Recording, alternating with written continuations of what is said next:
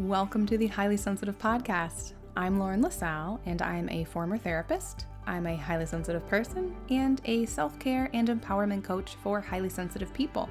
My goal for this podcast is to create a feeling of community, to be a supportive place for HSPs, and to normalize our experiences as highly sensitive people. Because I'm pretty sure we've all spent way too much time feeling like we're weird or don't fit in. Well, guess what? Here, you fit in perfectly. This podcast will give you tools to better understand yourself, to help you learn how to care for yourself as an HSP, and to start viewing your sensitivity as a strength. Thank you so much for joining me, and let's begin. Today I have a guest episode for you, which I am very excited about, and I also currently have a cold, and so I am going to make this intro short and sweet. So my guest today is Katie LaCelle. I know, almost the same last name, a little bit different. So Katie is a somatic IFS practitioner and leadership coach who is passionate about helping people uncover their own internal wise leaders and reconnect with their deepest embodied intuition. IFS, or internal family systems, is a trauma-informed modality that can help you get present, rewire your brain, and regulate your nervous system. Fun fact, Katie has worked part-time in the circus for 8 years, coaching and performing on the flying trapeze. Katie, that's really awesome, and I forgot to bring that up when I was talking to you. I wanted to ask you about that. That is so cool. So in this episode, Katie explains what internal family systems is. She talks about how it was helpful for her, how she got into it, what types of parts and dynamics she sees in the HSPs that she works with, and how IFS is helpful for HSPs. We also talk a little bit about, of course, self-care and the importance of self-care. So here is my conversation with Katie. What was it like discovering that you're highly sensitive? So it happened when I had just restarted therapy, and my therapist said to me, "Hey, have you ever heard of being an HSP?" And I hadn't. And she said, "Well, there's this test." I think we all know the one.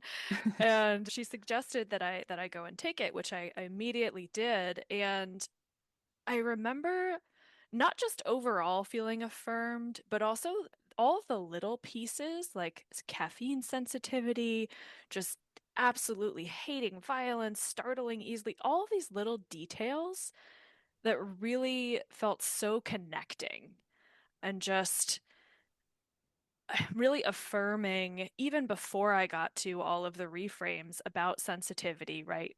About it being a superpower, about, hey, here's kind of what we think the biological purpose, why this exists, because our species needed scouts, all of these really wonderful things about it. But what I remember first is just that sense of connection, that sense of like, oh, there are other people who experience this. It's not just me. Maybe there's not just something wrong with me. Maybe this is just part of the human experience. Mm-hmm.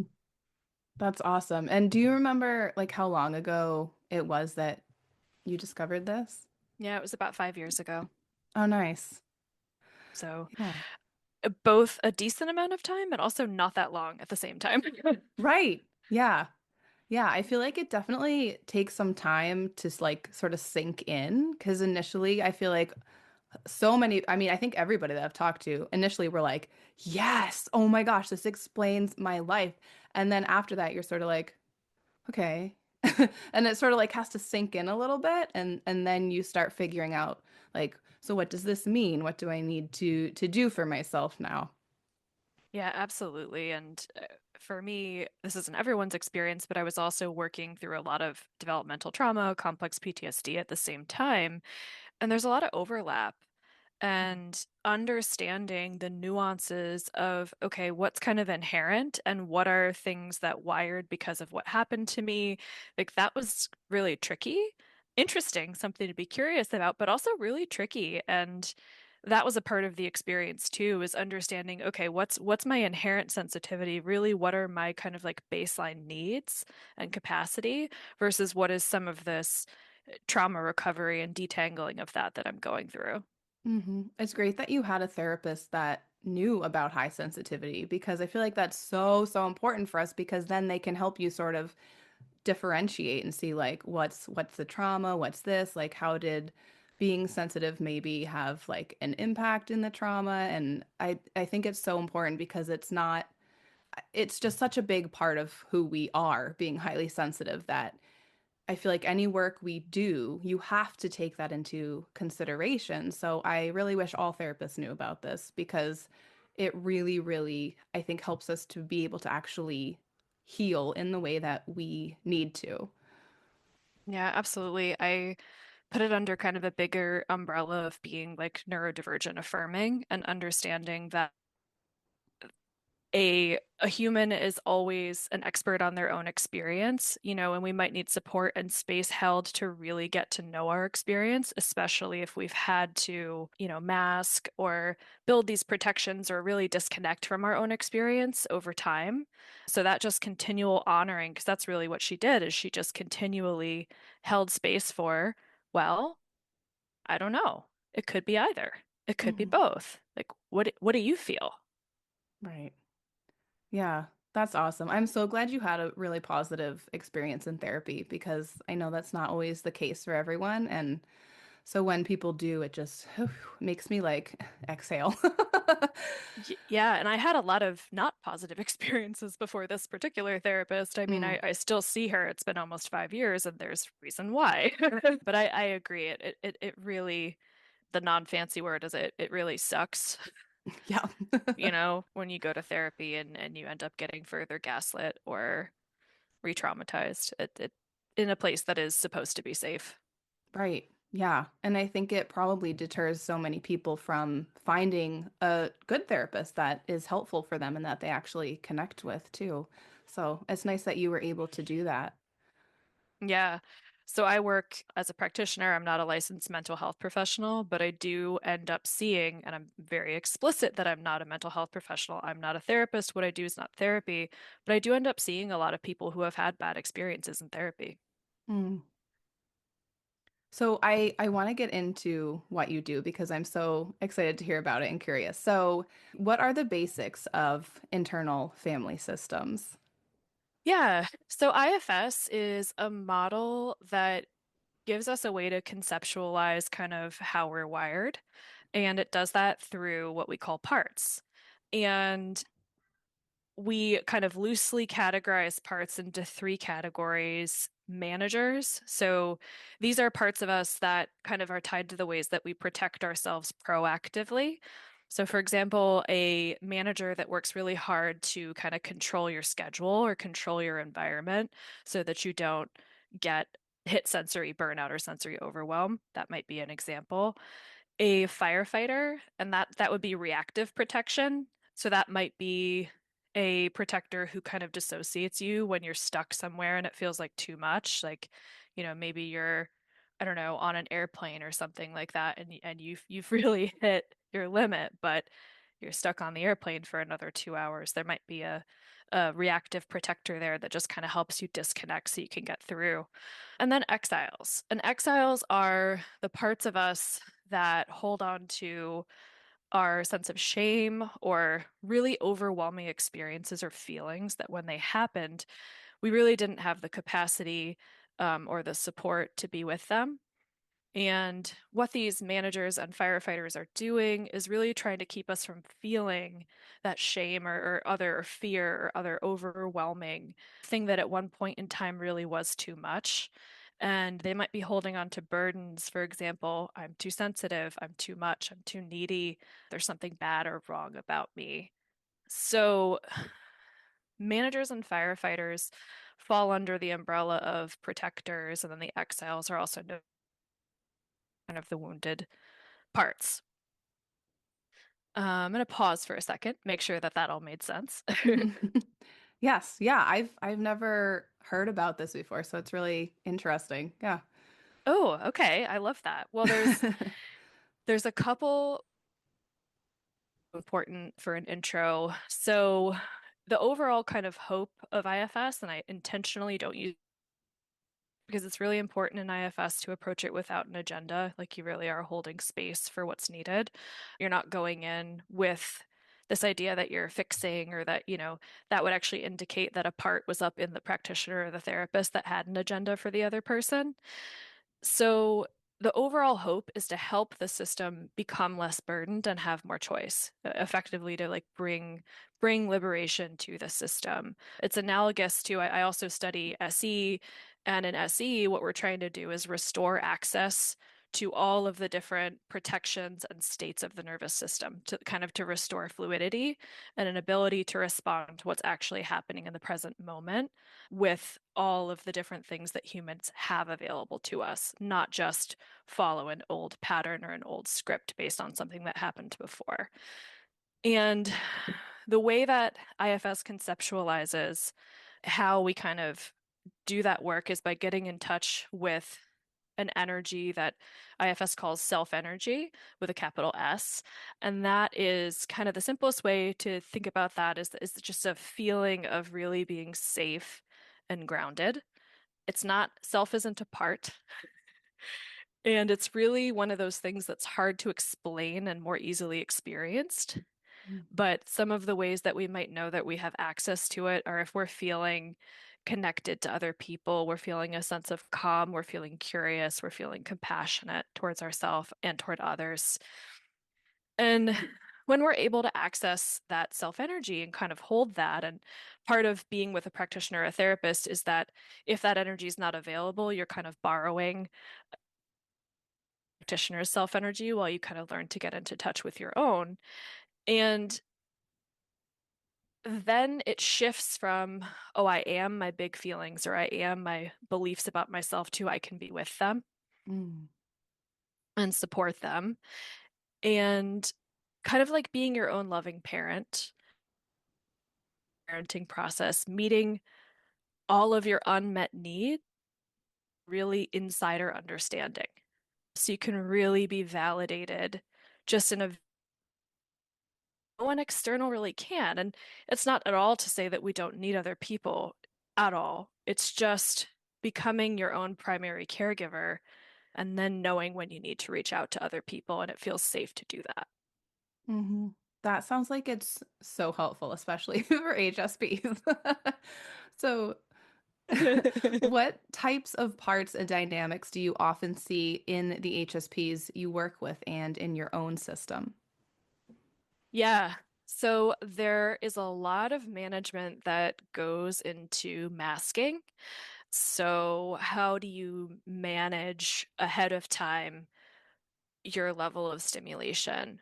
Do you look at a menu before you go to the restaurant? Do you Google what the noise level in the restaurant is? Do you buy five of the same sweater because it's not itchy? There's all sorts of things I think a lot of us do to just really proactively try to take care of ourselves and honor the fact that it, this system is taking in multiples times more sensory information than other people's. So we really need to turn whatever we can down in advance. And then a lot of firefighting parts tied to coping when we hit sensory overload or when we hit burnout.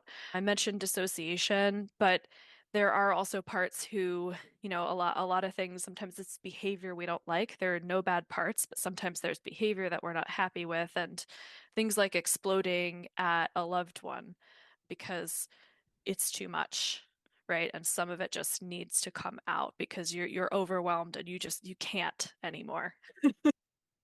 And then there's a lot of exiles tied to an internalized sense of being bad for being different. Of, I'm too needy, I'm too sensitive, I'm not like other people, and I'm not safe in the world. The Hmm. world is too much. Yeah. And holding on to a lot of these, like, a lot of us, I think, tend to have really overwhelming childhood experiences because childhood's overwhelming anyway. School's really overwhelming for HSPs. Mm. I don't think I could go to school as an adult. Oh I don't know gosh, how I no. did it as a child, right? Like, You couldn't pay me to go back and do it again. yeah, to an elementary school, which is Oh. supposed to be like this nice place, but it is so much. Mhm. So I think a lot of us come into adulthood even if we have, good enough parents, safe enough attachment, a lot of us, I think, come into adulthood with our nervous system remembering and holding on to the world is too much. Hmm. And I don't have the capacity to hold my overwhelm. Yeah. So we see a lot of that. Yeah. I think so many people listening to this are going to be like, yeah, I definitely have all those thoughts and feelings, or I did at one point or another. So, do you think IFS is a particularly helpful model for HSPs and why? Yeah. So first, my disclaimer is that there is a part of me that doesn't want to speak for all HSPs and that wants to, allow that we're not a monolith. We have a lot in common, but, different sensory, like for example, my sensory things are really tied to touch and audio. Like visual overstimulation takes longer for me and smell overstimulation is not as big of a deal, right? We all have different experiences, but I do think it worked particularly well for me, this HSP. Mhm. And there's a couple reasons I think that's the case that will probably resonate with some other folks. So, first off, although it is very beneficial to work with a practitioner or a therapist, IFS is very much something you can do on your own. It's something that you can incorporate as like a reflective practice. I did a lot of IFS with my own system when I was in a period where I was really chronically ill and I really needed a lot of low sensory time. And it really helped parts of me that were still had a lot of like mental or cognitive energy feel like they had something to quote do, or they had some framework for interacting with my inner world. And, they say, oh, we have a rich, complex inner life. I think that's very true. But it almost gave me just different tools to interact with that more, to interact with that differently, to feel like, oh, I have this little community that lives inside me and they all kind of do their best to keep me safe. Mm. And that just really fosters a sense of self-trust and self-love over time as you really start to feel that and believe that they really are just trying to help. It's also very gentle, it's very nonviolent. I think that's really important for sensitive systems. I mentioned earlier that part of having access to self energy is a true felt sense of acceptance for where parts are at, never forcing change that a system is not ready for. I studied nonviolent communication as a part of my grad school degree, and I got trained in IFS after that, and I was amazed how aligned all of the language and kind of the methods were. And that feels really, really good, I think, to probably most sensitive systems, definitely to this one. There's this saying in IFS, slow is fast, going slow is really emphasized. And it's all about learning to attune to yourself and your needs and kind of giving you a framework to do that. I think often highly sensitive people, especially if you're socialized female, are really do well attuning to other people's needs. Yep. Totally agree. Yeah. Sometimes it feels really mystifying when you start trying to connect with your own needs. Mhm. And I know that I really needed a framework for that, especially because there are protectors who form with the intent, I think, of disconnecting us from our experience. Because if you learn in childhood, well, it doesn't matter. You still have to go to school, even though it's too much for you. One of the protective strategies is, okay, well, then I'm going to get farther away from my body and the truth it's telling me, which is that this is too much. Right. Yeah. Um, yeah, so with IFS, we can kind of slowly and gently start to rebuild that connection in a way that feels safe. And I really appreciated no one's healing path is the same. We have all these memes and jokes about why isn't the process linear and why do I have to trust the process, right? IFS for me was just enough of a process to just hang on to when it was really hard to ever kind of believe that I'd find my way through. Hmm. Did you get into IFS because you had gone through it and found it really helpful? Yes. That's awesome. Yeah. It pretty quickly too. I would say I got really lucky. Other people have said, well, it's because it was meant to happen, but there's a lottery for IFS training, and the first one I applied to, I actually applied to two and I got into both, Wow. which is kind of unheard of.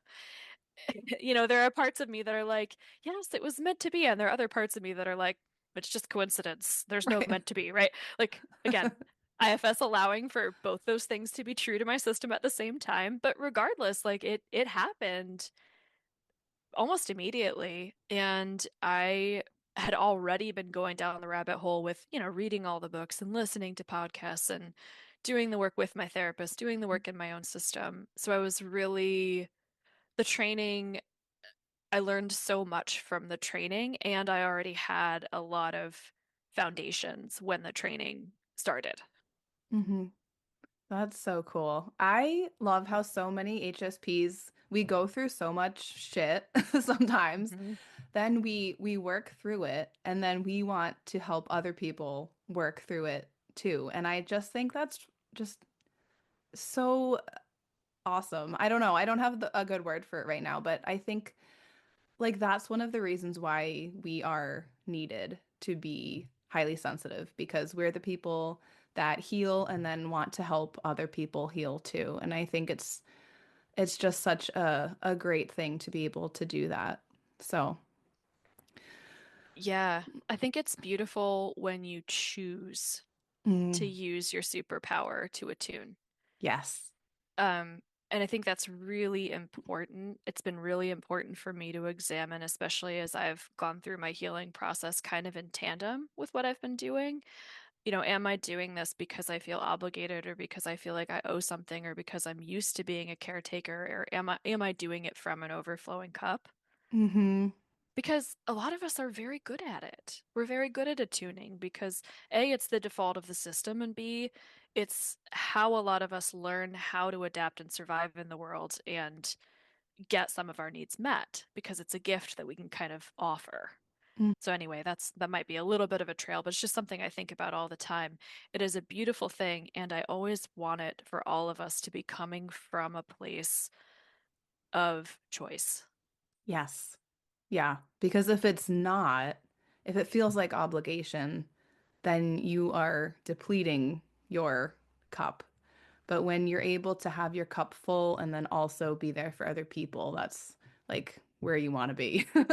Yeah, it's also what I want to model for other HSPs, Yes. right?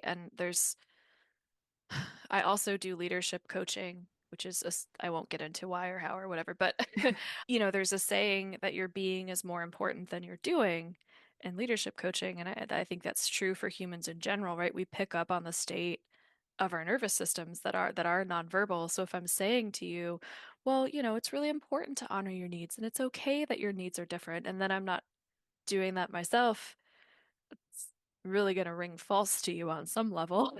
Right.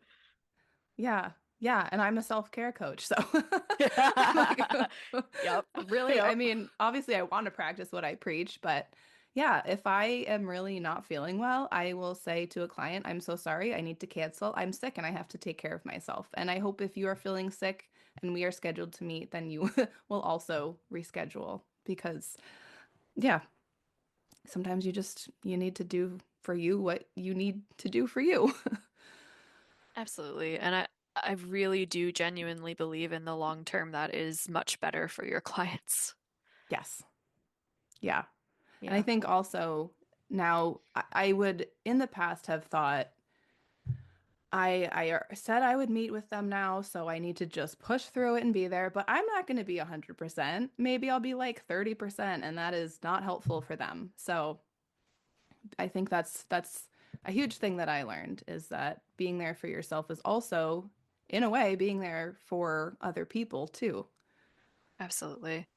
I learned very quickly, I am not going to schedule back to back, right? I am going to Yes. at least a half hour in between all my sessions. There's Mm-hmm. no, Yeah. just won't work. Yeah. I figured that out as well when I used to be a therapist. And like I had to do them back to back because I was working for an agency. I burned out so fast and I really tried to hold on to that that job, but I was like, I'm dying here. It's just, I can't do it. And this is what you want me to do. So bye. Yeah. It's hard for me to believe that that's sustainable for anybody, but it's certainly not sustainable for HSPs. No, no way. Yeah. No. Yeah. And I think that's a struggle for a lot of us too, is feeling like we have to work a certain number of hours a week, or we have to do this, we have to do that because other people can. So we need to do that too. And it's like, no. We literally can't. Like that just doesn't work for us. And that's fine. That's how we are. And so being able to sort of come to terms and accept that is really a big deal. Yeah. Or you can be stubborn and traumatized, do it for 13 years in the corporate world, and then burn out so badly that you have chronic migraines for 2 years. Yeah. Ugh. That sounds terrible. It was simultaneously terrible and a gift.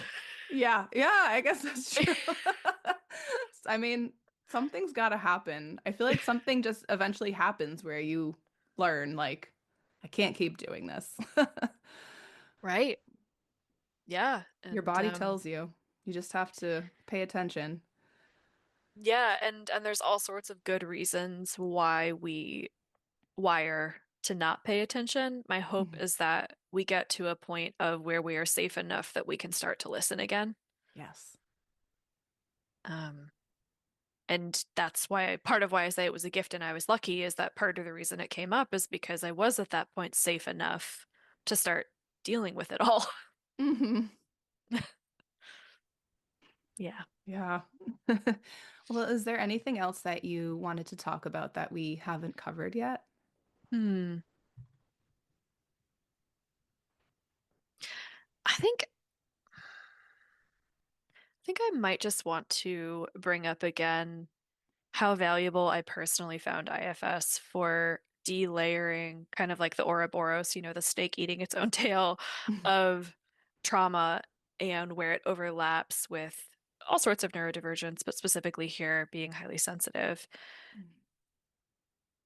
I just think that that can be so confusing.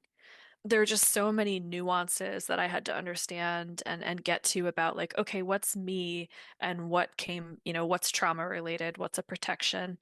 Am I avoiding this social event because I'm highly sensitive, or is it because I have attachment trauma and like I don't, I'm at the baseline afraid of people. And that's maybe an oversimplified example, but there's a lot of little and big things where having a supportive model, and a supportive model is one that feels good to you, right? Which this may not be the one for you, but for me, it really helped with nuance because it really encouraged getting to that place of what's here. Okay, now I am fully going to just accept what's here. That doesn't mean that I have to be happy about it, right? Mhm. Part of accepting might be I'm furious about this, or I hate this, or I'm so sad about this, but just accepting like that that's what's true about my experience. And it's that practice over and over again of attuning to what is true about your experience. Mhm. So, how can people connect with you? Yeah. So I do have a monthly email. It's usually just mostly random thoughts. I don't do much marketing because my system hates marketing. I have a free nervous system mini course that you can, if you want, you can sign up for. There's a contact form on my website, and I also have an Instagram account. It's at Chrisana LLC. I'm guessing we'll probably have it in show notes. Yes. And feel free to DM me if anything in this podcast really spoke to you. It really fills my cup when somebody reaches out and says, "Oh, that thing you said, like it really made sense." It just feels very connecting. So if anyone feels moved to do that, like I would genuinely love to hear from you. Yeah. Awesome. Yeah.